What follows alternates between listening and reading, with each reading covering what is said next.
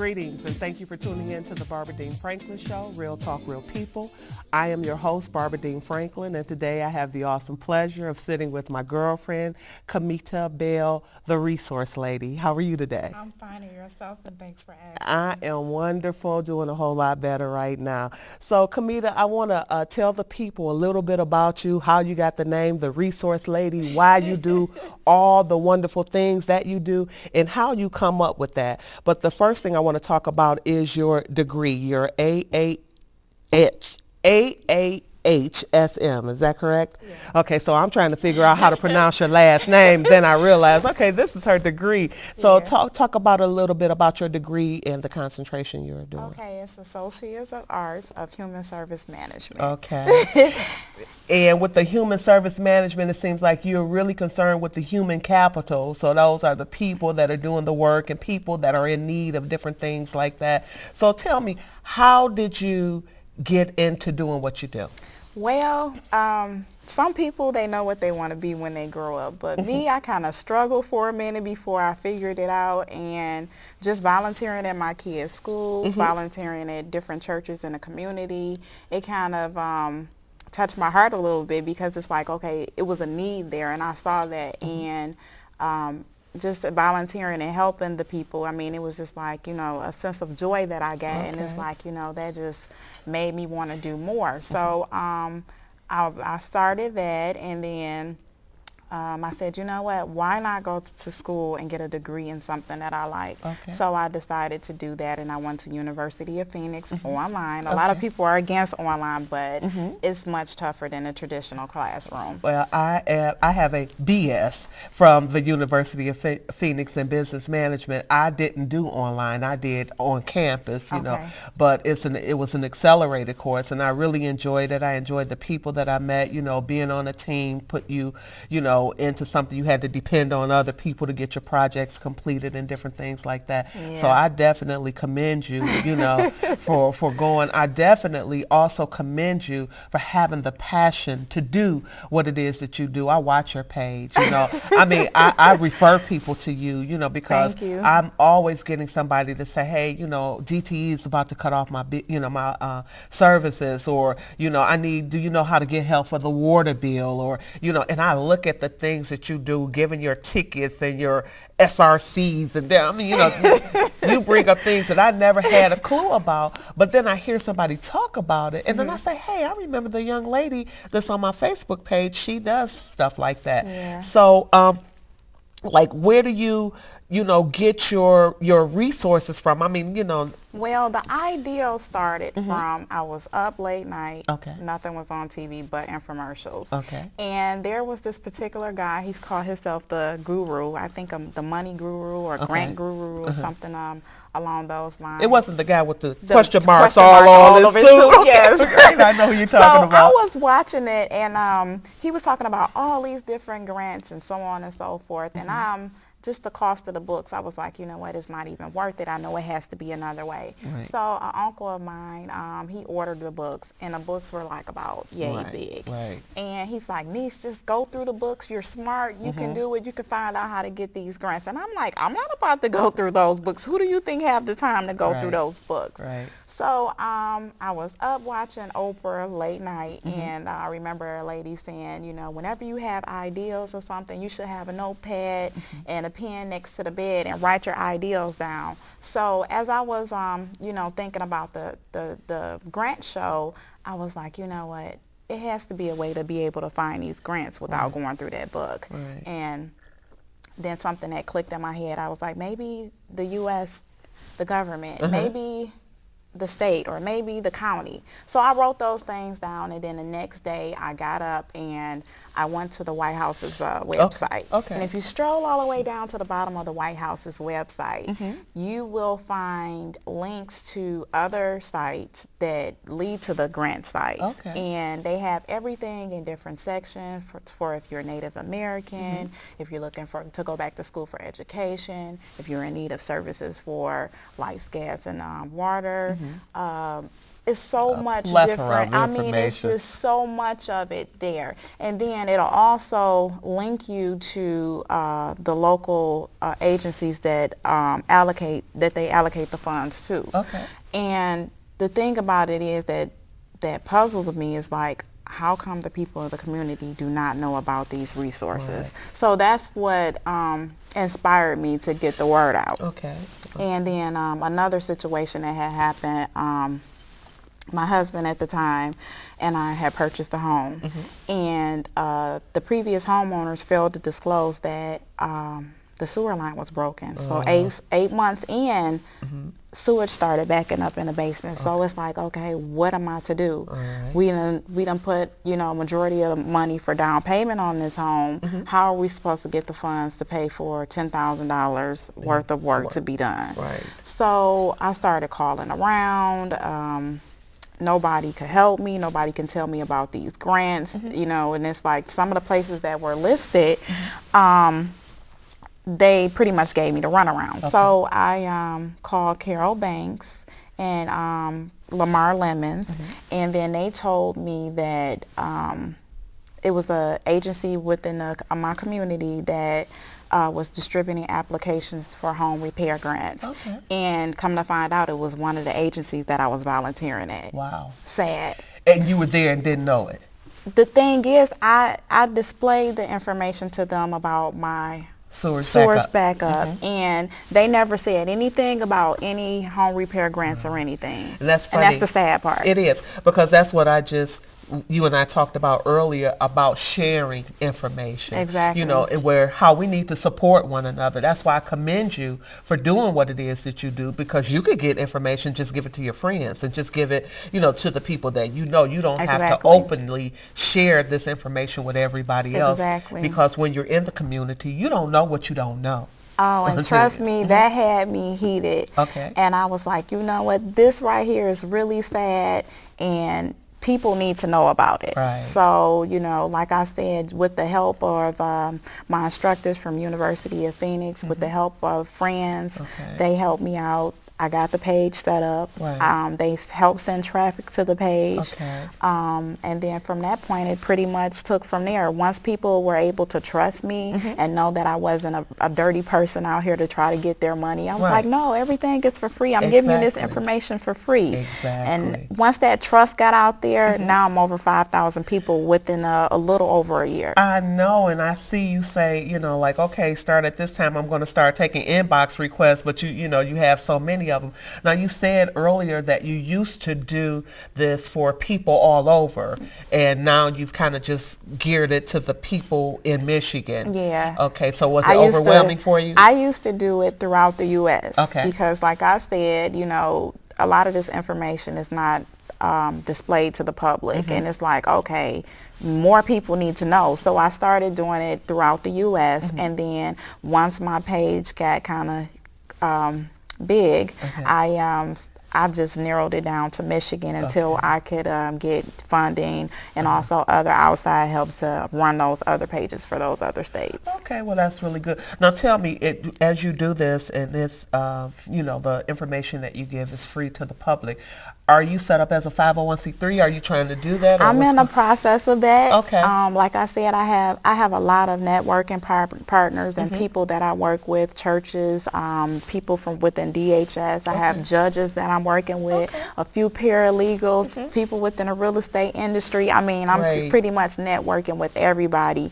And anytime some information come along, they give it to me, and then also they're helping me to get those nonprofits so that I can employ and also help more people. Okay, well, it's really, funny because before you leave here, I hope that my next guest, because I'm going to do another show, and this is Michigan Public Allies, but you and I will talk about that offline because I want to keep this show strictly to you.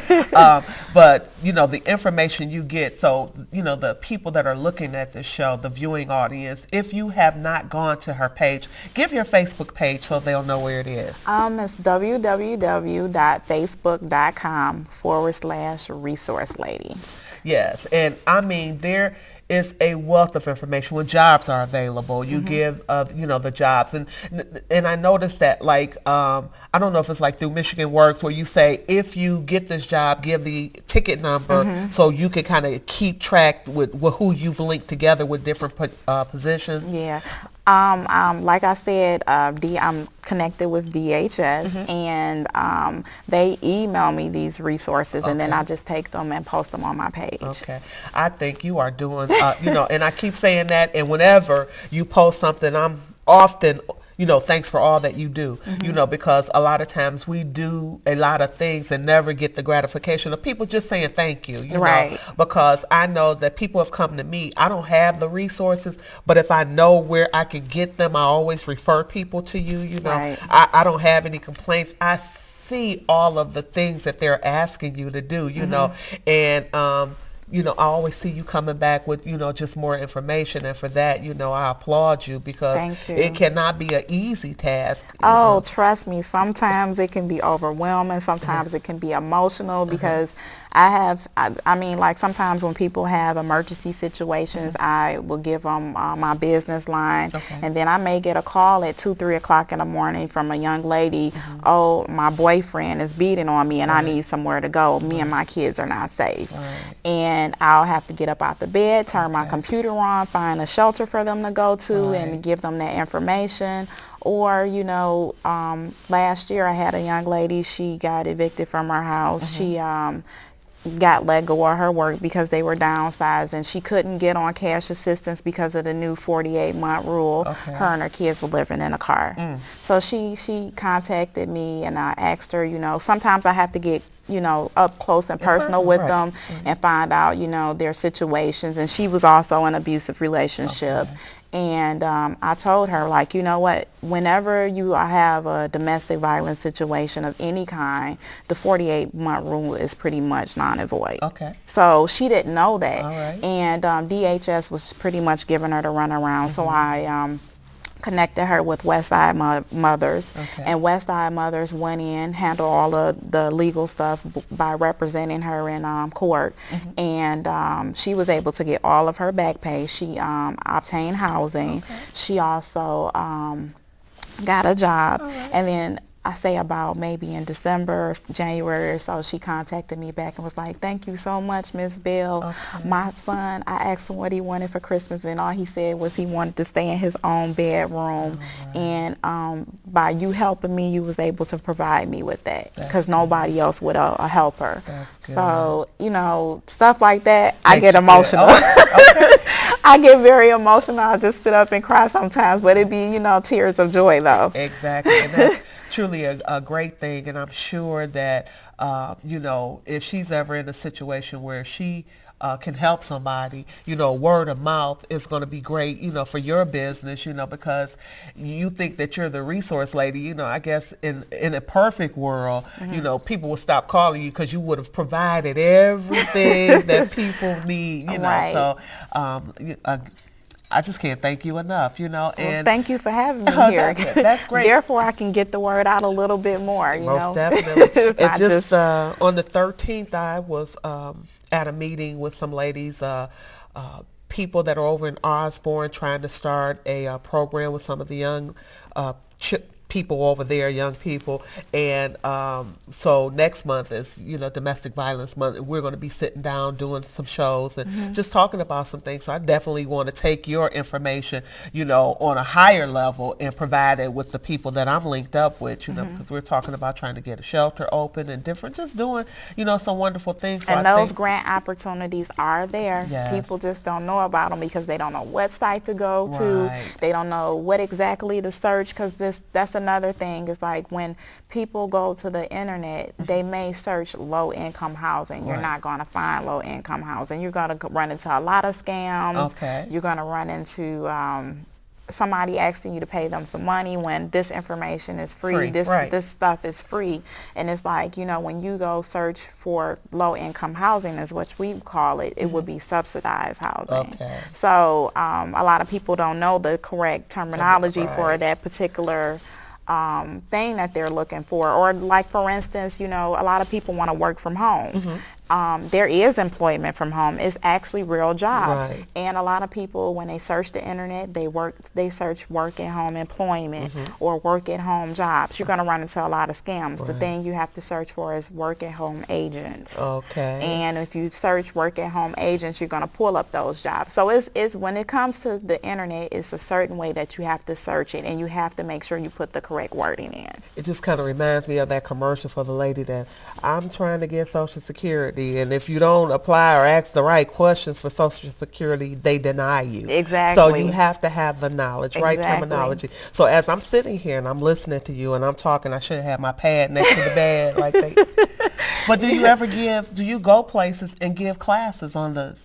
I have had a few churches offer me that. I haven't started it, but it's on the table. Okay, It's in progress. I think that would be something great if you, even for some of the young women, young men, who probably have a desire to do something and they just don't know where to start, because a lot of our young people are very advanced with technology, Exactly. So getting the right words, the right sites to go to, they may be even able to find a lot of good things for themselves, for them friends, and start their own little business, so that's good. Exactly. And I have a lot of the information in my notes on my Facebook page, but it's just that, some people get overwhelmed with it to the point it's like, well, you know what, I don't know how to do this. Just help me. Right. So I just extend myself, and if, they can't find it in my notes, I suggest them to just send me an inbox and say, hey, I'm looking for this. This is my zip code. This is the county I live in, because a lot of the organizations go by the zip code you live in or the county that you live in. Okay. So my question now is, what else is there? Is there anything else that you want people to know about you, about what you do that, maybe they don't get it on your Facebook page? Tell me something, spectacular about you. I mean, something that maybe people don't know that you want people to know about you. Well, my grandma called me a jack of all trades, because I pretty much do everything. Like I said, I help people out. I'm an auto mechanic. I'm a truck driver. Really? I'm a mom. I'm a teacher. Because I homeschooled the kids for a while. I did own a home daycare at one point, and then a truck driving company as well. So, I have pretty much had experienced a lot of things throughout life, which pretty much prepared me for now. What you're doing now. Yeah. But that's a great thing, and it's something that you say, because when I was a young girl, my desire, I wanted to be an auto mechanic, So did I. Somebody taught me how to do an oil change, my cousin Stanley, as a matter of fact, when I did the oil, dripped it into the pan, I was like, okay, I think I could do that, and I thought, it would be good. Sound like me. It's funny, because my mom called me jack of all trades and the master of none, because she said, one thing for sure, if you bring it to me, I'm going to fix it or break it, and that's just the way, that's the way you learn things, And I learned from my stepfather fixing on vehicles when I was a young kid, and I would have a crate next to the vehicle and just sit there and watch. And I have dropped the gas tank and put a fuel line in. I changed my own tires, brakes, whatever. So you are definitely the resource lady. Okay.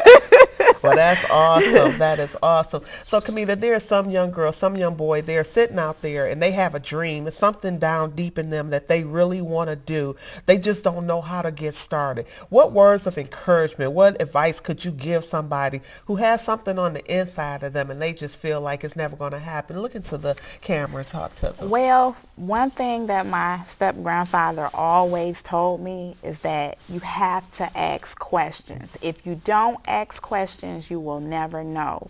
You have to ask people. You have to, find information. I mean, sometimes going to the library would even help, because a lot of librarians know about this information, and if you don't ask, you will not know. Right. And that's just the main key, is that you have to ask questions, Okay. period. Okay. So you hear that, and this is real good, because I just went to a show, the Secret Society of the Twisted Storytellers, Satori Shakur. She said here she was a guest. That's a tongue twister. I know, right? Okay. So she was a guest on my show, but the reason that she came to my show is I went to see one of the storytellers. You know, I went to one of her sittings, and that's what they do. She get real people up to talk about real situations, real life stories. Everybody has a story to tell. Yes, and they this do. one particular story that really grabbed me was a lady. I can't remember her name, but the theme of her story was asking. You know, she was in a situation, she needed something, and, you know, all she had to do was ask. So after I saw that, now Satori, you know, she's been all over the world doing these shows. I'm like, I really want her on my show. And I kept hearing that lady say, just ask. You know, just ask. Right. And I asked, and she came, and she said, I was just at the Charles H. Wright Museum with her last week. Wow. And I saw, because she does these shows now every third Friday of the month. She has a spot. She just won a $30,000 grant, I think, from some society. That's a blessing. She is doing great and wonderful things, and she sat with me on the Barbara Dean Franklin show. So Oh, wow. I have to give a shout out to all the people that have come here that have sat with me. Some of them are doing great and wonderful things. You know, I want to say I'm like Oprah. You know, I got the Midas touch. You know, everybody blowing up. You know, so but they are doing great and wonderful things. They were doing those great and wonderful things before they got here. I thank God that I've been a part of it. I feel connected to them. So, again, give people your Facebook page and any other information that they may need to get in touch with you. Well, they can like my page at Kamita C. Bell, or either they can go to www.facebook.com/resource lady. All right. Well, again, I thank you for taking the time out of your busy schedule. Before I get ready to end the show, I want to make sure with you that I covered everything that you wanted to talk about today. Yeah, pretty much so. Okay. I mean, as long as the people know I'm here, I'm always here to help them, no matter what. In some situations, if it's an emergency, I'm available 24 hours. Okay. And I will make sure that I get your information out on my page.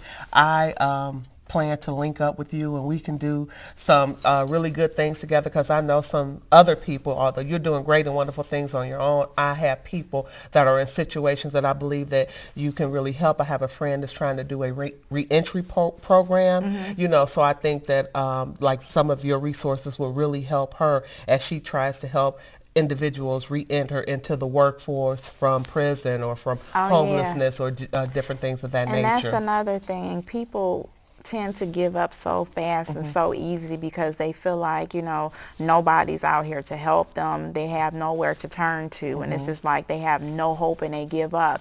Right. And just by me putting a lot of my resources out on my page, I have had people say, you know what, I gave up until I saw the information on your page. Exactly. And I actually followed what you told me to do, and I got that situation taken care of. Right. Thank you. Right.